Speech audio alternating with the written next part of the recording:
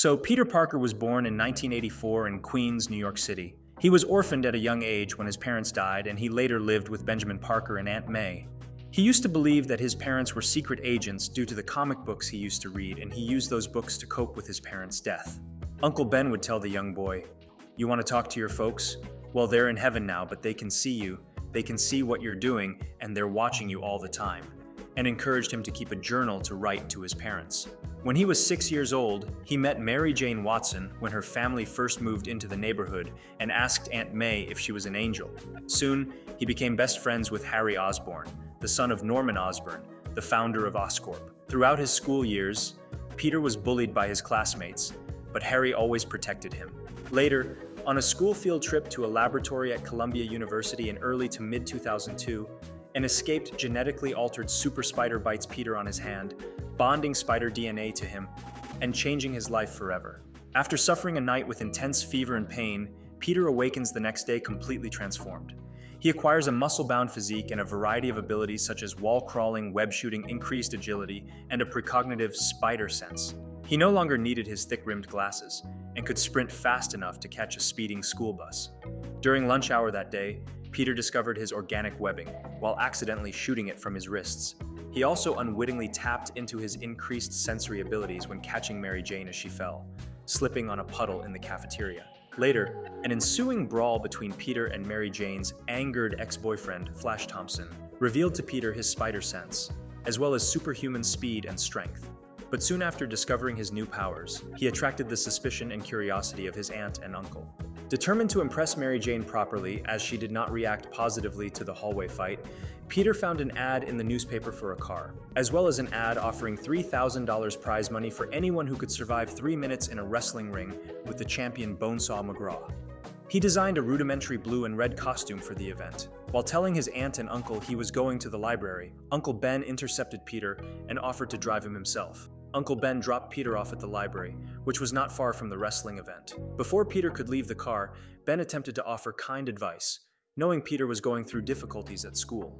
Also not impressed with Peter's fight with Flash Thompson, Ben attempted to instill a responsible mindset in Peter, hoping he can grow as a person. But he reacted defensively and rejected the advice and stormed out of the car while expressing impatience and frustration. Ben, clearly disheartened by Peter's reaction, told his nephew that he planned on picking him up at 10 p.m. that night. In his homemade spider suit, Peter enters the wrestling match, where he is then insulted and pelted by spectators and Bonesaw as he enters. Nonetheless, despite the little spat, he pins Bonesaw in less than 3 minutes. However, the promoter only pays Peter $100 of his $3,000 prize money. Angered, Peter witnesses an armed robber stealing from the promoter, but Peter allowed the robber to escape, despite pleas from a police officer and the injured promoter himself. However, Peter's proud comeback would be short-lived. Attempting to meet his Uncle Ben, Peter discovers the street filled with bystanders and paramedics. Soon he finds out that his uncle had been fatally shot in the chest with a pistol. Then, Peter watches his Uncle Ben perish as they comfort each other. Enraged, Peter dons his spider costume once again and uses his powers to chase after the robber. Using his webs to swing from building to building, Peter caught up with the car and forced the suspect to crash into a pier warehouse. When Peter finally confronted the gunman, he discovered that it was the same man whom he allowed to go free after robbing the wrestling promoter. Startled, the robber tripped backward out a second-story window and died landing on the dock below. Seeing this, a group of police on a boat believed that he killed the robber. Peter then left and sat on a rooftop, before returning home and comforting a heartbroken Aunt May. So, a few months passed, and Peter and Harry finally finished high school and earned a scholarship. After graduation, Norman Osborn congratulates the two, though he seems to praise Peter more. He then went home and felt bad about his uncle's death, and remembered what he said to him, which he regrets. Then, his aunt comes to his room, telling him that she misses her husband, but she knows that his uncle is proud of him and he won't let him down. After she left, Peter realized that his aunt was right and created his homemade suit out of his drawing book. Remembering the words of his uncle, "With great power comes great responsibility," Peter designs a new spider suit and uses his powers to fight crime throughout New York City as a masked vigilante. The next day, he dons the official nickname Spider-Man, a name he borrows from the announcer at the wrestling match. This does not endear him to J. Jonah Jameson, the editor and publisher of the Daily Bugle, who began a smear campaign against the wall crawler. Then, Peter got the job by taking photos of the Spider-Man for the Daily Bugle. Continuing his superhero career, Spider-Man quickly earns a mythic status among the people of the city, while getting admiration from workers, civilians, store owners, punk rock groups, and street performers. But still, the cops felt bothered by his motives. Peter later moved into an apartment with Harry as they went to college together, but Peter kept his vigilante duties a secret from Harry. Peter attends the World Unity Fair on Thanksgiving 2002, taking photos for the Daily Bugle after proving to his boss, J. Jonah Jameson, his skill as a photographer. Mary Jane Watson, attending the fair with her new boyfriend, Harry Osborn, falls from a balcony during the Green Goblin's attack. Slipping into his suit, Spider-Man fights off the Green Goblin and rescues several people from falling debris. Then, Spider-Man catches Mary Jane while she was falling to her death. Then, Spider-Man defeats the Goblin, but is forced to let him flee. Later, Green Goblin attacks the office of J. Jonah Jameson, demanding to know the identity of the photographer who captured the pictures of Spider-Man. Jameson makes an attempt to lie to the Goblin, but Peter once again saves the day by appearing as Spider-Man just before the Goblin kills Jameson. The Green Goblin uses a sleep paralysis gas on Spider-Man and brings him to a secluded space to offer a deal of working together. The Goblin gave Spider-Man a few days to think over his generous proposal, arguing that there's nothing that people like more than seeing a hero fail and they'll turn against him one day. Several days later, J. Jonah Jameson publishes slanderous newspapers calling Spider-Man a menace, believing he and the Green Goblin are working together, and the city calls for his arrest. Spider-Man saves Mary Jane in a dark alley after seeing her being assaulted by men in raincoats. Mary Jane, still unaware of Spider-Man's true identity, pulls part of his mask down and shares a passionate kiss with her savior upside down in the rain, before he web swings away. A few days later, the Green Goblin starts a fire in a crowded apartment building to lure Spider-Man into a trap. Spider-Man saves a baby from the inferno, but returns to the blaze at the call of one remaining victim. But the Green Goblin reveals himself as the last victim, and when Spider-Man refuses the Goblin's proposal to team up, the two engage in a fight. Spider-Man sustains a deep cut on his left arm from one of the Goblin's weapons. With his weapons in combat, he gains a slight advantage, but Spider-Man finishes the fight and escapes due to the building being weakened by the fire and collapsing, leaving Goblin in anger at Spider-Man's choice. Later that day, Peter races back to attend his own Thanksgiving party where Mary Jane, Harry, Norman, and Aunt May are in attendance. May offers Norman to cut the turkey, but he notices a deep cut on Peter's left arm. So not believing Peter's excuse, Norman races off knowing that he discovered the identity of Spider-Man. Later, the Green Goblin attacks Aunt May directly, forcing her into the hospital and terrifying her. The next night, the Goblin captures Mary Jane and answers her phone when Peter calls to check in on her. The Goblin invites Peter to the Roosevelt Bridge, where he has Mary Jane and a trolley car full of children held captive. Spider-Man arrives on the scene, but is forced to make a decision between saving Mary Jane or a trolley full of kids, both being suspended by the Goblin's super strength. Spider-Man acts decisively, able to catch Mary Jane and the trolley of kids before both fall to their inevitable deaths. Holding the trolley by its suspension cable, Spider-Man tells Mary Jane to climb down until a freight barge can catch them both on the water below. The Goblin attempts to terrorize Spider-Man, forcing him to let go, but people on the bridge above intercept the Goblin's attacks. The barge manages to catch the trolley and Mary Jane. Meanwhile, the Goblin's attacks persist as he drags Spider-Man via his glider to an abandoned smallpox hospital on the shore nearby. Spider-Man crashes through the wall and attempts to break his fall with a web swing. He crashes into glass, damaging one of the lenses on his suit. Before Peter could react, Goblin throws a pumpkin bomb into the building, and when the bomb explodes, Peter's spider sense is nullified. The bomb damages most of his mask and suit, and the blast pushes the hero back through another wall, knocking him down.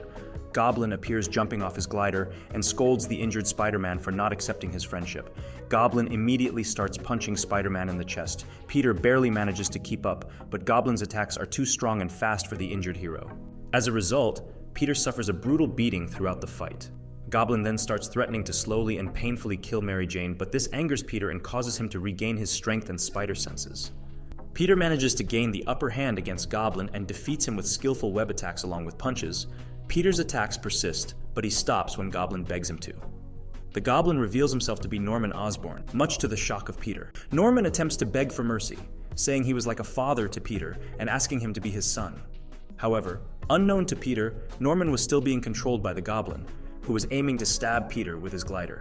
Peter retorts that he already has a father, and the man's name was Ben Parker. With Norman refused once again, he uses a remote and attempts to impale Peter with his glider. Peter dodges the incoming blades, leading the glider to impale its owner.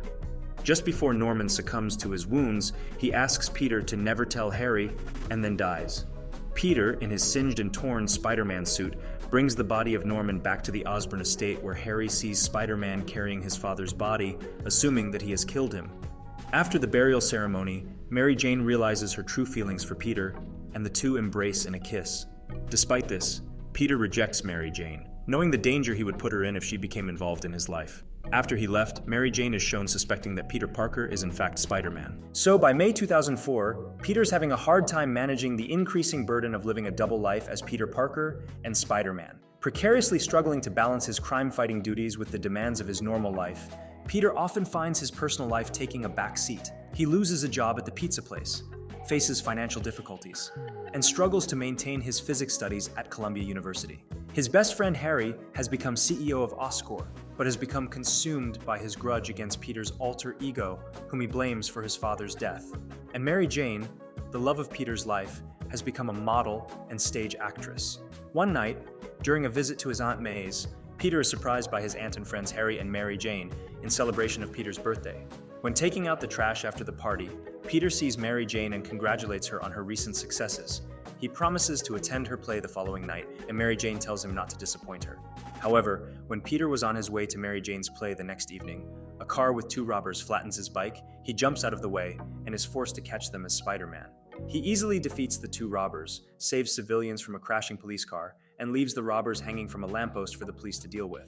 He uses the robbers' car to drive to Mary Jane's play, but since he is late, an obnoxious usher refuses to let him in, causing Peter to miss Mary Jane's play.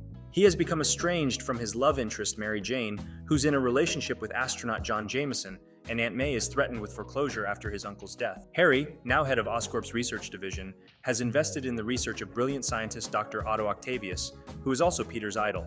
Later, Peter feels he should give up being Spider-Man, which causes his powers to suddenly stop working. To perform a sustained fusion experiment, Octavius has developed a set of artificially intelligent mechanical arms, which are impervious to heat and magnetism. Though the experiment overloads and becomes unstable, Dr. Octavius refuses to halt it, with devastating results. His wife is killed. The neural inhibitor chip that prevented the advanced AI of the arms from influencing Octavius's own mind is destroyed, and the arms are fused to his spine. Peter, as Spider-Man, arrives to shut the machine down before it does any further damage, but this damages Harry's reputation for the fusion reaction. Uncontrolled, the tentacles begin to corrupt Octavius's mind, playing on his vanity and ego, and he decides he must complete his experiment at any cost. J. Jonah Jameson names him Dr. Octopus, or Doc Ock for short. In an effort to finance his experiments, Dr. Octopus attempted to rob a bank, where Peter Parker and Aunt May happened to be present.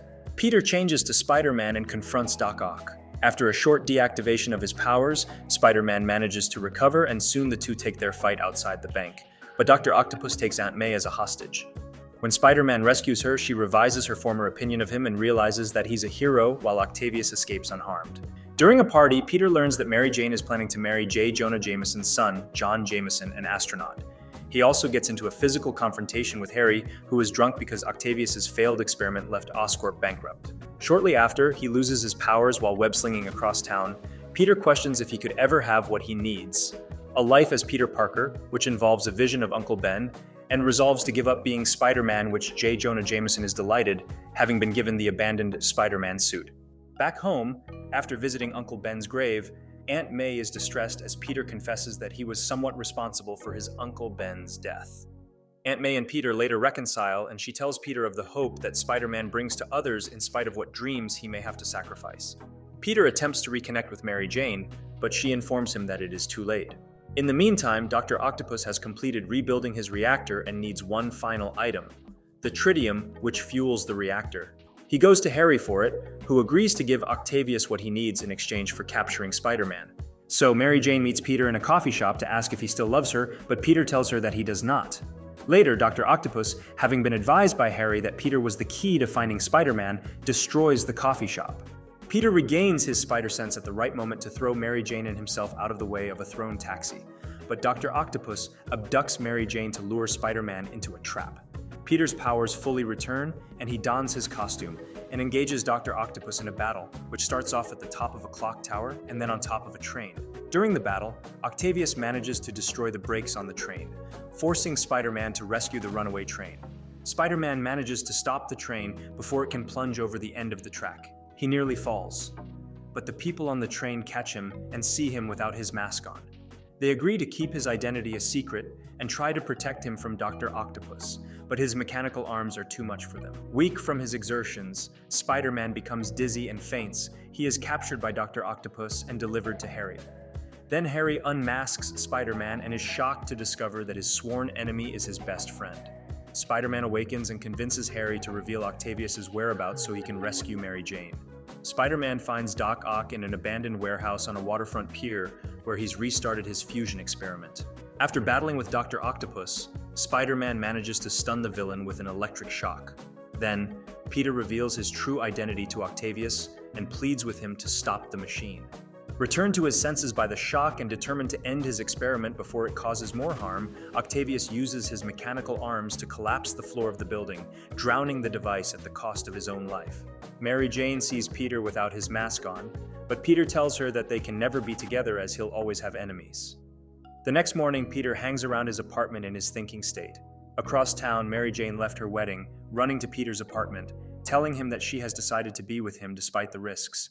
She persuades Peter to finally let her in while accepting his need to respond to a call for help. Later, while driving back to his apartment, Peter is whisked off by a masked figure on some sort of glider. The masked figure throws Peter into a wall and then reveals himself as the new Goblin, Harry's alter ego using his father's goblin gear. Peter and Harry fight through the streets of New York, and the end result is Harry getting knocked out in an alleyway. Peter promptly took him to a hospital and watched as they attempted to revive Harry. Peter is told that Harry will recover and is led into the ward where Harry lies. Harry has lost his immediate memory, but he and Peter begin to get along just like in the old days. Mary Jane arrives and then she and Peter are asked to leave. Harry tells the nurse that he would give his life for his two best friends. Back at his apartment, Peter admires the ring he plans to give to Mary Jane. When she knocks on his door, he lets her in and she enters, flustered. Then she reads out a negative review of her performance in the play from the previous night. Peter uses his experiences as Spider-Man to try and comfort her, but Mary Jane gets even more upset. Just when she thinks Peter is about to understand, Peter's police band monitor goes off and reports about an out-of-control crane. Peter gives Mary Jane a sympathetic look and then changes into his costume, swinging off through the city. Mary Jane pauses as she leaves, startled by a small bang, but dismisses it almost instantly. What she doesn't see is the meteoric black substance crawling down the back of Peter's desk and into the shadows of the closet. Across the road and completely unaware of the out-of-control crane, Peter's lab partner in science, Gwen Stacy, is having a photo shoot in an office building. A rebar slammed through the windows behind her and then dropped down another floor and smashed out the floor supports below. The corner of the building dropped, and Gwen slid down to the edge of the building and hung on with all her might. Just as she fell, Spider-Man swung in, caught her, and set her down. Spider-Man is approached by Eddie Brock, Gwen's alleged boyfriend, who tells Spider-Man that he is the new photographer of Spider-Man. So Spider-Man swung off annoyed with this new photographer, and then went to the Daily Bugle to deliver the editor some photos of the crane accident. When he arrived, it turned out that Brock had gotten there first, and J. Jonah Jameson chose Brock's photo over Peter's. Brock explained that he would like a staff job, and Jameson told the two photographers that if either of them wanted a staff job, they'd have to get a picture of Spider-Man committing a crime. Peter told Brock that he didn't have a chance at getting the photo, and Peter went to Times Square. There he saw a sign saying Spider-Man was to receive the key to the city. Later, Peter went to take Harry back to his penthouse apartment, and the two hung out there. Peter gave Harry his old basketball and threw it to him in the living room. It bounced into a vase and knocked the vase over, and Harry effortlessly catches both the ball and the vase. He marvels at his skill, worrying Peter. The next day, Peter attended the ceremony being held for Spider-Man. He met Mary Jane, who didn't tell him about being fired from the show. Then, he walked off in preparation. Gwen Stacy introduced Spider-Man as the person who saved her from certain death. Then Spider-Man swung in, performing small stunts on the stage, dropped down, and suspended himself at head level with Gwen Stacy, upside down. Then he told Gwen to kiss him for publicity, and she did so in a kiss reminiscent of the one Peter and Mary Jane shared in the alleyway years ago. Suddenly, a cloud of sand flew in, and the ceremony was disrupted. Spider-Man swings off to find out what is going on and sees the cloud of dust form into a person who breaks into an armored car. Spider-Man landed in the car and tried to punch Sandman, but his arm went straight through his stomach. Sandman punched Spider-Man out of the vehicle, and Spider-Man swung back in to try and fight off Sandman. But Sandman fled, as Spider-Man realized that the armored car was about to crash into a large vehicle and managed to save the two drivers. He jumped out, with Sandman nowhere in sight. The following night, Peter went to a fancy French restaurant and gave the ring of Mary Jane for safekeeping while he sat and waited for her, practicing his proposal. As she arrived, Gwen Stacy also approached, and Peter introduced her to Mary Jane as his lab partner. This infuriated Mary Jane, and Gwen quickly left. Mary Jane asked Peter if he was trying to push her away by inappropriately kissing another girl with their kiss. Soon she left, and Peter tried to follow her but gave up and retrieved the ring. The following morning, Peter tried to contact Mary Jane, but she deliberately didn't answer the phone. As he hung up, the phone rang. A detective asked him to go down to the police station, where Peter and Aunt May were informed by Captain George Stacy that the police got a lead on his uncle's killer's partner. The officer pulls out a picture of Flint Marko, and Peter instantly recognizes him and storms back home, while waiting for any news on the Sandman. Then, Mary Jane arrives while he waited and told him that she wanted to support him through this, but he told her that he didn't need help. Then, MJ tries to make him understand that everybody needs help at some point in their lives, even Spider-Man. Soon she leaves, and Peter continues waiting for the police band to give him some news about the Sandman. As he waited, he fell asleep. Silently, the black meteoric substance approached him, and he later woke up hanging upside down in front of a skyscraper window. His Spider-Man suit is now black and has enhanced his powers, making him feel really good. He swung around the city and then visited Dr. Kurt Connors, his science professor, who agreed to analyze the black substance. Connors warned him that the substance appeared to be a symbiote, in need of a host to bind to. He warned Peter not to get any on him. Peter went home and finally heard a report about the Sandman on the police band. Then he puts on the black suit and proceeds to fight the Sandman, with his powers enhanced. Brock turns up to photograph the event, but Spider-Man turns on him, ripping the camera away and smashing it. Spider-Man then goes on to fight and evidently kill the Sandman by ruthlessly drowning him and thereby transforming him into a pile of wet mud. So later, Peter went home and argued with his landlord and slammed his door on him. The landlord retreats back to his room, shocked at Peter's sudden outburst. Meanwhile, Peter looks in the mirror and realizes that the black suit is altering his personality, so he takes it off. He later visits Aunt May, telling her of Marco's death at the hands of Spider-Man. She was shocked that Spider-Man could not act like that and tells Peter that revenge can take people over like a poison and change them. Then, Mary Jane visits Harry, and together they have fun, and the two kiss. Realizing that she actually doesn't feel anything for Harry, she leaves, much to the dismay of the equally lonely Harry. Then Harry suddenly has flashbacks and remembers Peter's alter ego. He sees his father in the mirror, who is telling him to attack Peter's heart. Mary Jane arrives home and hears Peter leaving a message on her answering machine. As he finishes, she was thrown against the wall by the new Goblin, who was lurking in the shadows. With his mask off, he tells Mary Jane that there is something she must do for him if she wants Peter to live. The next day, Mary Jane called Peter and asked him to meet her in Central Park, where she dumped him, claiming to be in love with another man. Later, Peter meets Harry in a diner where Harry claimed that he's the other man. After hearing this, Peter furiously leaves and puts the black suit on and arrives back at Harry's penthouse that night. He furiously attacked Harry, knocking him into a glass shelf and then sneering at Harry that his father had never loved him. Then, Harry threw a pumpkin bomb at Peter, but Peter snagged it with web and threw it back at him. Peter then left as the bomb went off, which disfigured Harry. The next day, Peter strolled through the streets and saw an article about Spider-Man stealing some money from the bank with a photo courtesy of Eddie Brock, which he recognized the photo as an altered version of one that he took himself years ago. So, he went to the Daily Bugle and alerted Jameson to the fraud, who fired Brock from his new position as part of the Daily Bugle staff. Peter got a call from Dr. Connors, who told Peter that the black symbiote would amplify the characteristics of any host, but Peter brushed it off. Peter had new photos of the black suit Spider-Man, which Jameson offered Peter the usual rate. But Peter says that if he wants the pictures, Jameson has to give him the staff job. That evening, some mud fell out of a sewer pipe and into a small pond. It reformed and the Sandman crawled out of the water. Strung around his hand was his daughter's locket. He took one look at it and then walked off, determined to live up to his promise to fund her care and cure. Peter took Gwen to a jazz club where Mary Jane was working in an effort to make Mary Jane jealous. When Mary Jane got up to sing, Peter jumped up and started playing the piano with the band, leaving her speechless. He suddenly jumped up and launched into a full dance routine throughout the jazz club. Soon Gwen realized he did it all to make Mary Jane jealous and left the jazz club. Peter attempted to talk to Mary Jane before the bouncer tried to throw Peter out, but Peter started viciously beating him up. When Mary Jane tried to step in, he turned around and whacked her hard on the jaw, sending her flying to the ground. Then MJ asked him who he was, and he said that he didn't know. So he left while Mary Jane was still lying on the floor with a look of shock on her face. Peter donned his black Spider-Man costume and swung up to the top of a church tower, where he jumped down and began tearing at the costume by a church bell. The bell sound seemed to pain the symbiote, and it eventually came off clean. At the same time, Eddie Brock was sitting in the church praying for God to kill Peter. Eddie heard the bells ringing and went to investigate, but was caught as the symbiote drips off Peter and lands on him. The symbiote changes Brock into Venom, a terrifying variation of Spider-Man with huge teeth and claws. Peter was visited that night by his Aunt May, who told him that despite everything that he may have done to Mary Jane, he can still make things right somehow. He watched as she left, feeling comforted. Later, Venom swings through the streets of Manhattan when he's suddenly stopped by Flint Marko, who mistakes him for Spider-Man, but Venom tells Marko that they could kill Spider-Man, and Marko agrees to team up.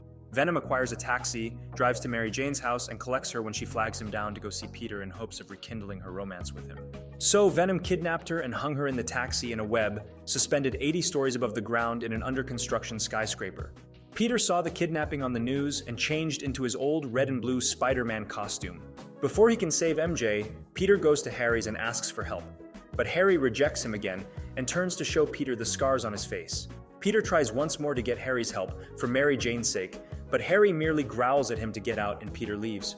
Harry is confronted by the house butler, Bernard, who tells Harry that he cleaned his father's wound the night he died, that the blade that pierced his father's body came from his own glider, and that Peter was not to blame.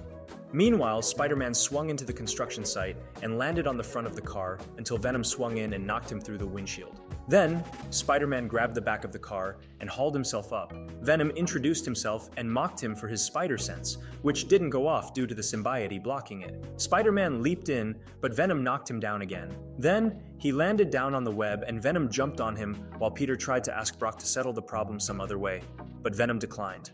Peter and Venom toppled out of the web and had a mid-air fight before Peter hit the ground. Then he was tripped up as the Sandman appeared, more than 10 times his normal size and growling like a monster. Spider-Man attempted to escape the Sandman, but Venom knocked him onto a steel bar and held him there with his webbing. The Sandman beats him with his gigantic fist while onlookers begin to weep, even Mary Jane, who was horrified. Just before the Sandman could finish Spider-Man off, Harry flew in with his new goblin gear, threw a pumpkin bomb at the Sandman, and helped Peter up. The two fought Sandman and Venom, and Harry eventually knocks the Sandman down while Peter gets Mary Jane out of the taxi and into a safer area. Later, Venom attacked Peter and trapped him with his webbing, but Harry flew in and attempted to stab Venom with some blades protruding out the front of his hoverboard. But Venom grabbed his board and flung him off, knocking several rears loose and collapsing to the floor. The clanging sound pained the symbiote, and Peter remembered back to the bell noise in the church. Venom was heading towards Peter with Harry's board, intending to impale Peter, but Harry jumped in between Venom and Peter and was himself impaled instead, much to the horror of Peter. Venom threw him aside and then leaped towards Peter again, who managed to snap his wrists free and smack Venom on the head with a rebar. Peter circled Venom with the bars, and the clanging sound pains Venom as each one is slammed into the ground. Peter snagged Eddie from inside the suit with his webbing and pulled him out, and Peter threw a pumpkin bomb from Harry's glider at the symbiote. But Eddie rushed towards the symbiote while the pumpkin bomb flew through the air. Peter screams his name of out horror, but it's too late, as the pumpkin explodes and it collides with the symbiote with Eddie in it, leading to Eddie's and the symbiote's deaths. After destroying the symbiote, Marko approaches Peter and tells him that he was doing this because he needed money for his dying daughter, and admitted that the killing of Peter's Uncle Ben was an accident that he still wishes he could take back. Acknowledging that he also did terrible things and seeing that Marko was genuinely remorseful, Peter forgave him, and the Sandman flies off through the buildings while Peter looks down to Harry. Later, he and Mary Jane sit on either side of Harry, comforting him. Peter expresses his guilt over hurting him and his words to Harry, but Harry forgives Peter for the death of his father and dies as the sun rises. Peter and Mary Jane cry over the death of their best friend. The next day, Peter, Mary Jane, Gwen, Aunt May, Bernard, and several others attended Harry's funeral. Later, Mary Jane was singing at the jazz club and stopped singing as Peter walked in. Peter steps forward and his hand outstretched, which MJ took, and the two embrace, slowly dancing on the spot to the music of the jazz band. Peter and Mary Jane rekindled their relationship and are back as a couple. According to Peter, decades later, his and Mary Jane's relationship was subsequently complicated for a long time, but they did make it work in the end. So, 19 years after Harry's death, when an alternate version of Peter Parker from the year 2024, in an alternate universe, botched a mystical spell forged by Doctor Strange in order to make the world forget his true identity as Spider-Man, the borders between multiple realities were tampered and caused a handful of individuals that knew of Peter's identity as Spider-Man to be transported to the MCU universe, with himself being one of them. Unknown to him, the Sandman and alternate versions of the Green Goblin and Dr. Octopus from his universe were among the few that were transported to the MCU universe as well. After the alternate Parker battled Spider-Man's past foes, he lost his version of May Parker at the hands of the Green Goblin and vowed for revenge. Meanwhile, his girlfriend and best friend MJ and Ned were concerned about his location and wanted to find him. Ned used his sling ring to conjure a portal and find his Peter Parker, but instead opened up a portal to a variant Peter Parker. Afterwards, he tried again to find Peter, but then opened up a portal that led this Spider-Man to meet the two friends. So after teaming up with the other Spider-Man, they found their younger counterpart, the Peter Parker of the MCU universe, and shared their grief with him in order to bring peace to his mind after the tragedy he had just faced. Peter opened up about how he also vowed for revenge against his Uncle Ben's killer and how that led to nothing, while the other Peter discussed his failure in saving his love Gwen Stacy and the dark aftermath of that event. Peter and the others eventually designed a cure for each of the enemies they were going to have to face and heal. During this time, Peter himself created an anti-serum to cure Norman, telling the MCU Parker that he'd been thinking about it a long time, suggesting that Peter had never stopped caring about or wanting to save his father figure. During this time, Peter also showed his variants his organic web shooters, and motivated the other Peter to never stop looking for love, while informing Ned about the death of Harry Osborn. When asked about his own love life, Peter revealed that while his and Mary Jane's relationship was complicated for a long time, they did manage to make it work in the end. The trio planned to lure the enemies to the renovated Statue of Liberty. Prior to the battle, they discussed about their respective experiences in fighting villains. Peter mentioned his previous battle with Venom, while the other two talked about their fights with Thanos and Rhino. Once the villains had arrived, the three Spider-Men engaged in battle. Spider-Man fought Lizard and attempted to retrieve and cure the fallen creature. However, he and the others regathered together to properly plan a strategy. They gave themselves respective codenames. The MCU Spider-Man was labeled Peter 1, Raimiverse Spider-Man was labeled Peter 2, and the Webverse Spider-Man was labeled Peter 3. Their plan was based around taking each enemy out one at a time, with Sandman being the first target. Spider-Man lured Sandman to the center of the premises, while Peter 1 fought and cured the Lizard, and Peter 3 had a rematch with Electro from. Flint's cure was passed around the two Peters, and eventually made it to Spider-Man, who ignited the cure, causing Flint Marko to return from his sand form. Peter 1 then fought Electro with Peter 2, and was outmatched by the electric force, until Dr. Octopus grabbed a hold of him and cured him. Peter reunited with the redeemed alternate Otto Octavius as they wholesomely talked with each other. Their discussion was cut short by Doctor Strange, who started scolding Peter 1 for leaving him at the Grand Canyon for 12 hours. Strange demanded an end to this madness, but Peter and the others were attacked by the Green Goblin. Goblin took the cube that could send the Raimiverse and Webverse Peters and the cured villains back home. Strange and Octavius quickly snatched it back, but Goblin's pumpkin bomb blew it up, which caused the spell to go loose. So eventually, Peter 1 duels Green Goblin in a violent fistfight, which leads to him ruthlessly beating the enemy constantly and almost impaling him with his glider until Spider-Man stops him, leading to Peter 1 slowly calming down. The glider was put down, but Spider-Man was stabbed in the back by Green Goblin. Peter 3 threw Peter 1 Norman's cure, which Peter 1 plunged into Norman's neck, curing him. The alternate Norman Osborn saw his Peter lying wounded on the ground, which horrified him and caused him to ask what he had done. Peter 3 immediately went to Spider-Man's aid, but Spider-Man was fine as he had regenerative healing and had suffered worse in the past. As more and more individuals from the multiverse were arriving in the MCU universe due to the further botched spell, Peter 1 had Strange erase the entire world's memory of him and had the heroes and foes sent back to their worlds. Spider-Man bid goodbye to Peter 1 and Peter 3 with a hug, as he along with Peter 2 and the cured villains were sent back to their home universes. It can be assumed that Peter returns to the original timeline of his universe, as he was likely pulled from the present time in his universe.